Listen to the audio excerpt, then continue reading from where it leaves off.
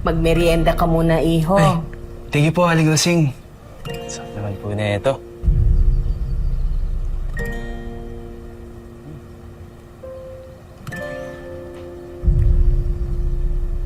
Sean, anong ginagawa mo dito? Nagme-merienda. Ano ma'am?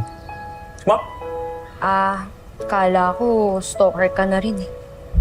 Ba, sinusundo ka lang para sabay na tayo pumasok ng cafe. Sabay? 4 p.m. pa lang. 6 p.m. pasok ko. Tampay muna tayo dito. Buka. Yun. Uy! Seth, nandito ka na pala. Oh, asikasuhin mo yung manliligaw mo. Aling Rosing, hindi po Paano ba yan? May basbasan na yung Aling Rosing.